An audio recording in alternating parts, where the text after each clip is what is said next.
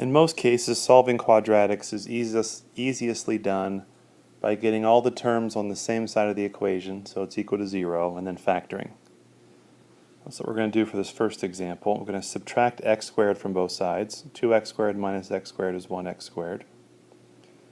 Going to subtract 2x from both sides. A minus 3x minus a 2x is a minus 5x. Going to subtract 18 from both sides. 12 minus 18 is negative 6, or subtract 6. Once it's equal to 0, then you're going to see if it factors, and you're going to use some of your factoring knowledge to do this. This is a trinomial. The leading coefficient is 1. So for most people, this is the easiest type to factor. We need two numbers who multiply to get negative 6 and add to get negative 5. So we're going to have a binomial of x minus 6. We're going to have a binomial of x plus 1. Negative 6 plus 1 is negative 5. Negative 6 times 1 is negative 6. Then you set each factor equal to 0, and you solve each of those little equations. Now I would recommend that on the ACT you don't do the steps I did in black, because it takes time. Now if you have to do those to finish it correctly, then do it. But if you can avoid it, it's going to save you 5 to 7 seconds, which is time you're going to need for your test. So we got x is 6 and x is negative 1. Another example of solving a quadratic. I want to simplify it, get all the terms on the same side, and then factor. That's the likely procedure that we're going to follow for this. Going to distribute the x to the parentheses. You're going to get 8x plus x squared. On the right side of the equation, we got some like terms. 2x and 6x is 8x. Now for this problem, maybe we don't need to factor it all the way. If we subtract x from both sides, if we subtract 8x from both sides of the equation, we're going to get x squared equals 36. Since only one term has a variable in it, we can then just square root both sides of the equation instead of factoring. When you take the even root of a number, you always do plus or minus. The square root of 36 is 6. So our two solutions for this are plus 6 and negative 6.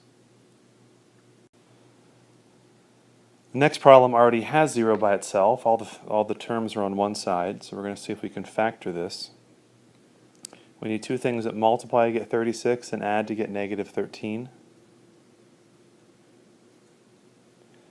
That's going to be a minus 9 and a subtract 4. If you were to multiply those out using the FOIL or box method, you would end up with the original equation. Each of those factor more. X squared minus 9 is a difference of two squares. It's an x minus 3 and an x plus 3. X squared minus 4 is also the difference of two squares. Factors into an x minus 2 and an x plus 2. Once again, we'd want to avoid what I'm going to do in black, just because it takes time. Hopefully you can do this part in your head. If you were in my math classroom, you'd be required to do what's in black. But the ACT, we're trying to save as much time as we can and eliminate anything that we don't have to write down. So our solution to this is x is equal to plus or minus 2 and plus or minus 3.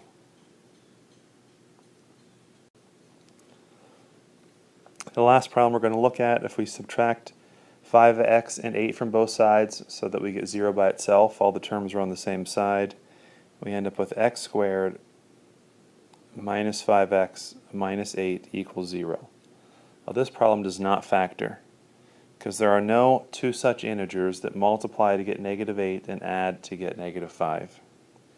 So we are going to use the quadratic formula, and you really should have this memorized.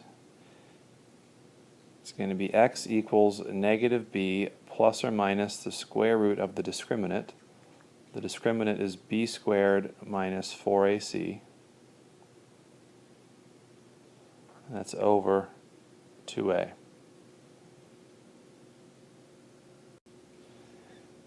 In this particular problem, a is going to be 1, b is negative 5, and c is negative 8.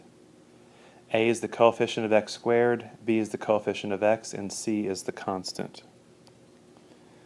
So if we plug these numbers into the quadratic formula,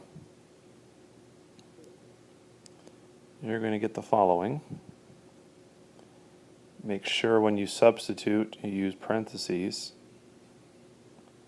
otherwise you're going to get errors.